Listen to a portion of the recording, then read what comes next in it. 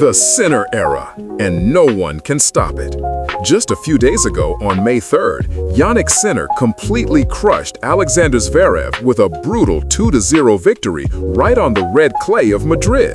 But if you think this is just an ordinary win during the summer clay season, you are missing the most terrifying truth of the ATP in this decade. We are not just looking at a player finding his form or having a lucky month. We are witnessing the total death of surface specialization in modern professional tennis. For 20 long years, we all accepted the golden rule of this sport. You have a favorite surface to harvest titles, and you merely try to survive through the rest of the calendar.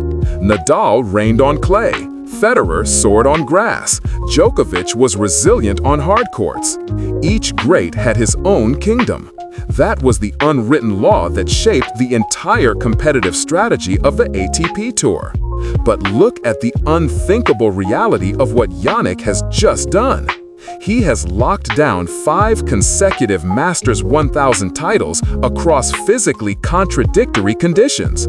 He began this reign of terror on the lightning-fast indoor hard courts of Paris. Then he flew across the world to Miami and conquered the heavy, slow hard courts under the harsh Florida sun. Next, he stepped onto the deep, heavy clay of Monte Carlo and crushed the best clay quarters in the world.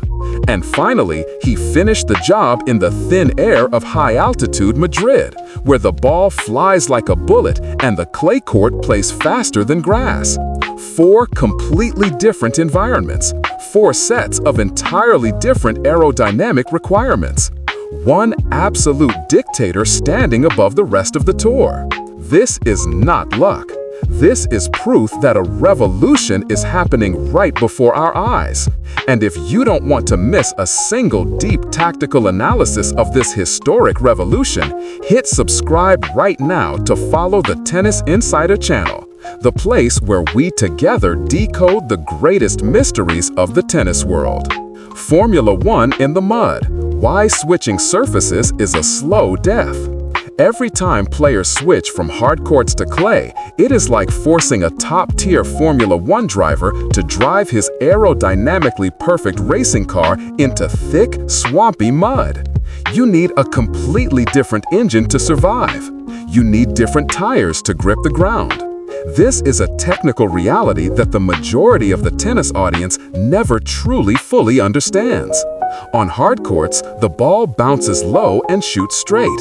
The athlete's body must absorb the hard impact force from the solid surface. The quadriceps and hamstrings must work according to a fast polymer mechanism to react to explosive bounces. But on clay, the entire movement mechanics change radically. The surface absorbs force and the ball bounces high and slows down. Players must slide, a technique that requires extraordinary coordination between the hips, inner thighs, and ankles to maintain balance while moving fast. Changing surfaces at this elite level requires a completely different muscle group and a completely different competitive mindset. History has proven this.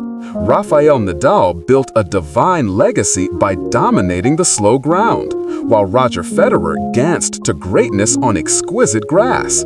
Even Djokovic, the most all-court player in history, took years to truly become a threat on all 3 types of surfaces at the highest level. And if we look back at the old version of Jannik Sinner just a few years ago, he simply didn't have that multi-terrain engine. He could hit the ball as hard as anyone alive, but he couldn't bring that power into the Fridays and Saturdays of Grand Slams when the matches became ugly and brutal. The gap between talent and true class is measured by what you do when things are no longer favorable. And that is exactly the test that the Sinner of previous years always failed. The old Sinner, a prodigy with lightning feet. To understand the greatness of Sinner 2026, you must directly face the painful failures of Sinner in previous years. This is not a story about a genius born perfect. This is a story about a skinny boy from the Alps who had to fight against his own physiological limits before he could become the absolute dominator. He was a special talent with massive ground strokes, a man who could hit the ball as hard as anyone alive. But his body would constantly betray him when matches turned ugly. We saw that tragic pattern repeat over and over. He would look brilliant in the early rounds, but then fade rapidly into the second week of a Grand Slam. He would trudge and gasp for air in the fifth set against seasoned veterans who knew exactly how to prolong rallies and make him suffer physically. Those losses didn't come due to a lack of talent. They came due to a lack of physical armor. He had explosive firepower, but he simply didn't have the stamina to survive the brutal marathons of the professional tour. Imagine a racing car with a magnificent engine but a fuel tank that is too small. You can lead the early laps at a dizzying speed, but eventually you will run dry before reaching the finish line. But the most painful truth is that he knew it. Sinner looked in the mirror and saw the gap between who he was and who he needed to become. And instead of accepting those limits as destiny, he made a decision that changed everything. A decision that most other players lacked the discipline to make. He disappeared from the media lens and locked the gym doors. A monster created. A historic physical transformation. The 2026 version of Jannik Sinner standing before us today is a completely different, terrifying machine. He locked himself in the gym away from cameras and transformed his fragile skeletal frame into an absolute stamina monster. He built dense, functional muscle focused specifically on his lower body and core, allowing him to absorb heavy strikes and explode back into the ball without losing a shred of balance. This is not the typical gym workout to increase muscle mass for looks. This was a highly specific, targeted body reprogramming process. Every exercise was designed to address a precise weakness in his kinetic chain. The explosive force from pushing off the ground when sliding. Core endurance to maintain perfect hitting mechanics even while running at full speed in the third set. Hamstring elasticity to recover faster after short dashes. In the Madrid final, Zverev launched massive serves that pushed the radar gun to its absolute limit. Normally, that speed guarantees a free point, but Jannik absorbed that violent velocity with his newly built core and sent the ball back right into the German giant's feet. He can push a match to a suffocating intensity from the first serve of the opening game all the way to championship point without ever showing a single drop in energy. It is terrifying to sit in the stands and watch him run down impossible drop shots in the second set, looking exactly as fresh and elastic as when he was warming up before the match. He simply refuses to collapse. This is not temporary form. This is the result of an extremely disciplined, long-term investment process. The kind of investment that only the truly great are willing to make. The secret weapon, a backhand that turns defense into offense. Let's pause at this specific moment in the Madrid match and analyze it millisecond by millisecond. Imagine you are Zverev standing on the other side of the net in the Spanish sun. You use all the strength from your 1.98 meters frame to hit a massive, heavy topspin forehand that pushes Jannik completely off the baseline and deep into his left corner. Red clay dust flies everywhere. When 99% of professional players are pushed completely off balance into exactly that defensive nightmare, they do the same predictable thing. They feebly slice the ball high into the air just to buy themselves 2 seconds of breathing room to recover their court position. This is an instinctive survival response, completely understandable tactically, but also completely readable and exploitable. But Jannik Sinner doesn't play by those desperate survival rules anymore. Freeze the frame right here in your mind. Look at Jannik's left foot anchoring him to the ground. Most humans would snap an ankle or completely lose their center of gravity under that immense physical pressure. But Jannik drops his racket head close to the ground, perfectly absorbing the violent kinetic energy of the incoming ball. And in less than a fraction of a second, he explodes forward. He opens his hips and whips a completely flat backhand perfectly straight into the opposite corner of the court. The ball moves so fast that Zverev doesn't even have time to take a step. This is not just playing good tennis. This is completely weaponizing the act of defense and turning it into an instant fatal attack. This ultimate backhand allows him to flip the script of a rally in the blink of an eye. You think you have trapped him in the corner, but before your brain can even process the geometry of the court, the ball has flown past you. The reborn serve, from an average tool to a weapon of destruction. If you look at the tapes of his matches from a few years ago, Jannik's serve was just an average tool to start the point. It was consistent but lacked any real terror. Opponents could easily read the ball toss and move in to attack his second serve without fear. This was a serious tactical weakness. When the opening of every point becomes a danger zone for the server themselves, the entire tactical structure of the game is weakened from the roots. Today, that exact serve has been completely rebuilt into an absolute weapon of mass destruction. Under the meticulous guidance of his coaching team, he changed his grip and adjusted the biomechanics of his shoulder rotation. These technical changes might sound minor on paper, but their impact on the court is the difference between a readable serve and an indefensible one. Now, when a match becomes extremely tense, he possesses the ultimate escape weapon.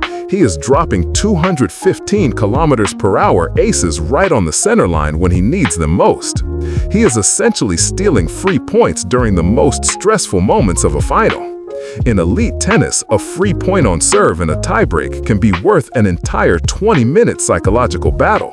The perfect combination of the ultimate backhand and the new lethal serve transforms Jannik into an absolute tactical chameleon. When he competed in Madrid, the high altitude meant the thin air offered no resistance to the flying ball.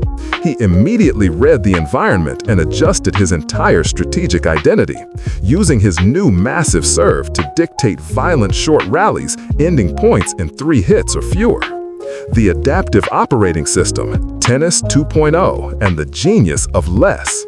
There is a mysterious discovery in the tracking data from the Madrid final that almost no one on television is analyzing. Look closely at the raw numbers. Sinner actually ran significantly less than his opponent. He wasn't running more, he was running unbelievably smart. He reads the exact geometry of the tennis court so perfectly that he consistently arrives at the ball half a second earlier than anyone else. He cuts sharp angles and steals precious time from his opponent before they even realize what is happening. This is the genius of Tennis 2.0. It's not about doing more, it's about doing less more perfectly. But what truly makes the power of this system is its ability to completely switch according to the environment. Rewind to Monte Carlo a few weeks before Madrid. The air at sea level is heavy and humid. The deep red clay catches the ball and completely kills the speed of the game. Instead of stubbornly trying to hit through the heavy mud, he transformed into a completely different player. He dragged his opponents into agonizing 20-shot rallies. He hit with massive looping topspin to push them deep behind the baseline. He slowly drained their legs and lungs, turning the match into an absolute physical torture chamber. This is what sports experts call game intelligence at the highest level. The ability not just to play well, but to play the right game in the right environment at the right time. Zverev and Alcaraz have to face a Sinner whose play style changes every week according to the surface conditions, but the results never change. He constantly switches his operating system entirely depending on the surface under his shoes. This is something that no player in the history of tennis has done at this scale and level of consistency. The hollow eyes, the weapon that cannot be measured by a radar gun. What truly shatters top players like Zverev and Alcaraz isn't the thunderous ground strokes or the explosive serves. If you ask them what truly haunts them late at night after a devastating defeat, they will talk about his hollow eyes in the middle of the storm. The absolute deadly weapon that Jannik Sinner possesses completely defies the radar gun. It cannot be measured in revolutions per minute or miles per hour. It exists entirely in the terrifying silence of his mind the moment he faces a decisive breakpoint. In tennis, when you are just 1 point away from losing a crucial game, the heart rate spikes violently. Palms start sweating uncontrollably. The muscles in the arm naturally contract, making your swing feel tight and stiff. But the Iceman simply doesn't have a normal human nervous system. Look at the chilling stats from the start of the 2026 season. Sinner currently leads the entire ATP Tour in both breakpoints saved and tiebreaks won. He is accumulating the most stressful points in the sport with absolute brilliance. He is thriving precisely in the moments where other men completely collapse. The promising young player João Fonseca realized this strange thing after sharing a practice court with him. João noticed that when Sinner was down 0-40 in a game, he played the next point with the exact same slow and steady breathing rhythm as when he was leading 40-0. There is absolutely no change in facial expression, no desperate screams toward the coaching box, no angry racket smashes onto the red clay. He operates as a total emotional black hole on the court. The suffocation effect, when your best magic trick doesn't leave a scratch. Let's break down exactly how this terrifying silence creates a brutal suffocation effect on the player standing on the other side of the net. Imagine you are playing the absolute match of your life. The score is tied in the final set. You run down an impossible drop shot and hit the most absolute forehand winner of your entire career right down the line. You expect the crowd to explode. You desperately want Sinner to look frustrated or bow his head in defeat. But Sinner just calmly walks to the towel box. He wipes his face. He walks back to the baseline with those dead, hollow eyes. The total lack of reaction completely short-circuits your brain. The suffocation effect, when your best magic trick doesn't leave a scratch. Let's break down exactly how this terrifying silence creates a brutal suffocation effect on the player standing on the other side of the net. Imagine you are playing the absolute match of your life. The score is tied in the final set. You run down an impossible drop shot and hit the most absolute forehand winner of your entire career right down the line. You expect a crowd to explode. You desperately want Sinner to look frustrated or bow his head in defeat. But Sinner just calmly walks to the towel box. He wipes his face. He walks back to the baseline with those dead, hollow eyes. The total lack of reaction completely short-circuits your brain. The suffocation effect, when your best magic trick doesn't leave a scratch. Let's break down exactly how this terrifying silence creates a brutal suffocation effect on the player standing on the other side of the net. Imagine you are playing the absolute match of your life. The score is tied in the final set. You run down an impossible drop shot and hit the most absolute forehand winner of your entire career right down the line. You expect the crowd to explode. You desperately want Sinner to look frustrated or bow his head in defeat. But Sinner just calmly walks to the towel box. He wipes his face. He walks back to the baseline with those dead, hollow eyes. The total lack of reaction completely short-circuits your brain. The suffocation effect, when your best magic trick doesn't leave a scratch. Let's break down exactly how this terrifying silence creates a brutal suffocation effect on the player standing on the other side of the net. Imagine you are playing the absolute match of your life. The score is tied in the final set. You run down an impossible drop shot and hit the most absolute forehand winner of your entire career right down the line. You expect the crowd to explode. You desperately want Sinner to look frustrated or bow his head in defeat. But Sinner just calmly walks to the towel box. He wipes his face. He walks back to the baseline with those dead, hollow eyes. The total lack of reaction completely short-circuits your brain. The suffocation effect, when your best magic trick doesn't leave a scratch. Let's break down exactly how this terrifying silence creates a brutal suffocation effect on the player standing on the other side of the net. Imagine you are playing the absolute match of your life. The score is tied in the final set. You run down an impossible drop shot and hit the most absolute forehand winner of your entire career right down the line. You expect the crowd to explode. You desperately want Sinner to look frustrated or bow his head in defeat. But Sinner just calmly walks to the towel box. He wipes his face. He walks back to the baseline with those dead, hollow eyes. The total lack of reaction completely short-circuits your brain. The suffocation effect, when your best magic trick doesn't leave a scratch. Let's break down exactly how this terrifying silence creates a brutal suffocation effect on the player standing on the other side of the net. Imagine you are playing the absolute match of your life. The score is tied in the final set. You run down an impossible drop shot and hit the most absolute forehand winner of your entire career right down the line. You expect the crowd to explode. You desperately want Sinner to look frustrated or bow his head in defeat. But Sinner just calmly walks to the towel box. He wipes his face. He walks back to the baseline with those dead, hollow eyes. The total lack of reaction completely short-circuits your brain. The suffocation effect, when your best magic trick doesn't leave a scratch. Let's break down exactly how this terrifying silence creates a brutal suffocation effect on the player standing on the other side of the net. Imagine you are playing the absolute match of your life. The score is tied in the final set.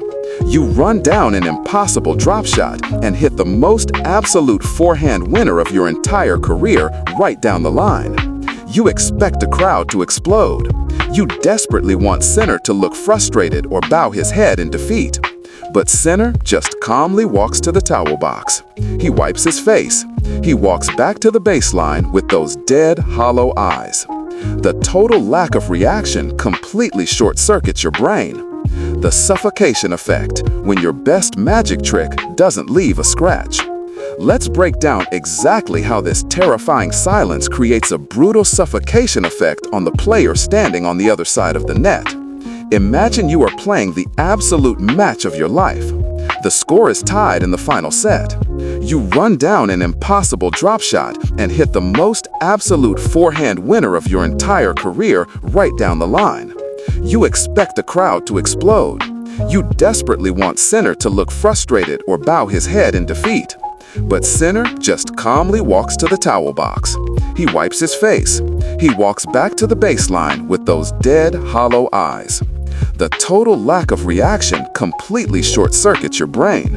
The suffocation effect, when your best magic trick doesn't leave a scratch. Let's break down exactly how this terrifying silence creates a brutal suffocation effect on the player standing on the other side of the net. Imagine you are playing the absolute match of your life. The score is tied in the final set. You run down an impossible drop shot and hit the most absolute forehand winner of your entire career right down the line. You expect the crowd to explode. You desperately want Sinner to look frustrated or bow his head in defeat. But Sinner just calmly walks to the towel box. He wipes his face. He walks back to the baseline with those dead, hollow eyes. The total lack of reaction completely short-circuits your brain. The suffocation effect, when your best magic trick doesn't leave a scratch. Let's break down exactly how this terrifying silence creates a brutal suffocation effect, the racket that cannot be measured by a radar gun. You realize that your most absolute magic trick didn't even leave a scratch on his psychological armor. Now the pressure ramps up to the absolute max. The sound in your head becomes noisy and chaotic. The next point, you feel an immense pressure to hit the ball just 2 inches closer to the line to finally break his spirit. Your heart pounds violently in your ears. Your breathing becomes shallow and irregular. You swing the racket a fraction of a second early because pure panic is seizing your entire body. The ball flies into the doubles alley, an unforced error. Sinner didn't even need to hit a brilliant tennis shot to win that point. Your own internal panic defeated you. This is the most sophisticated psychological tactic in modern tennis. Not beating the opponent with power, but making the opponent beat themselves by not giving them the one thing they desperately need, an emotional reaction to cling to. This is how an emotionless machine crushes the psyche of the greats. Rome and Roland Garros are waiting, and no one can stop the Iceman.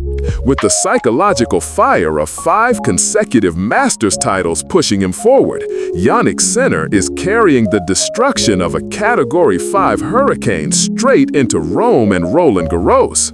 He heads straight to his homeland of Italy, where the frenzied crowd will treat him like a conquering emperor returning from war. From there, he moves straight to Paris to claim the ultimate clay court crown. The era of Jannik Sinner has been officially nailed into the eternal history books. He has the physical body of invincibility to survive 2 brutal weeks on the mud of Paris. He has the perfect backhand and the lethal serve to adapt to any crazy weather conditions. And above all, he has that frozen psychological armor that completely shatters the souls of his opponents before they even have time to tie their tennis shoes. Only 2 desperate scenarios could create a small scratch on this perfect Italian armor. Either Carlos Alcaraz touches absolute God mode, playing with 200% maximum inspiration, hitting circus shots from completely outside the stadium just to stay alive in long rallies. Or Novak Djokovic uses every ounce of his legendary survival instinct, dragging Jannik into a miserable, exhausting physical chess match, breaking the rhythm with decades of pure elite experience. But even Novak must be looking at those brutal Madrid tapes and wondering how anyone can survive that suffocating baseline pressure. The red clay is waiting for a true champion. The Iceman is officially on a relentless hunt, and the rest of the tour is simply trying to survive the coming storm. Who do you truly believe will be the final obstacle brave enough to stand up and stop Sinner in Paris?